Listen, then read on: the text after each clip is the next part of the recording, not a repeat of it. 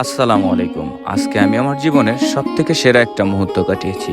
চলুন দেখে আসি সেই সেরা মুহূর্তটি। আমাদের জীবন থেকে হারিয়ে গেছে সেই সোনালী শৈশব। আর সোনালী শৈশব হারিয়ে গেলে কখনোই ফিরে পাওয়া যায় না, সেটা আমরা কম বেশি সবাই জানি। বিশেষ করে 90 দশকে যারা বড় হয়েছেন তারা অবশ্যই এতক্ষণে বুঝতে পারছেন আমি কি দেখাতে চাচ্ছি বা কি মনে করিয়ে দিতে চাচ্ছি। বর্ষা শেষ হতেই শীত, আর শীত আসলেই খেজুরের রস সংগ্রহের জন্য খেজুর গাছ কাটা হতো। আর এই খেজুর গাছ থেকে বের হতো সরপা, যে নামটি এখন এই যুগে অনেকেরই অজানা। এই সরপা দিয়ে এবং কচুর পাতা দিয়ে আমরা আমাদের শৈশবে একটা খেলা খেলতাম। সেই খেলাটির নাম ছিল জুনি খেলা। এই খেলাটি এখন রূপকথার গল্পের মতো হয়েছে বা হারিয়ে গেছে বলতে পারেন। এই খেলাটা এখন যুগের পরিবর্তনে অনেকটা তারাবাজিতে পরিণত হয়েছে। যুগ বদলেছে, বদলেছে মানুষ, বদলেছে সভ্যতা। তবে এমন যুগ বা এমন সভ্যতা আমরা কখনোই চাইনি, যেটা কেড়ে নেবে আমাদের সোনালী শৈশবকে। এই জুনি খেলার প্রস্তুতি চলতো বিকাল থেকে, আর সন্ধ্যা হলেই শুরু হতো এই জুনি খেলা। সে সময়ের জীবনটা একটু হারিকেনে আলোতেই সন্তুষ্ট ছিল। ছিল না কোনো মোবাইল, ছিল না কোনো কম্পিউটার, ছিল না কোনো ল্যাপটপ।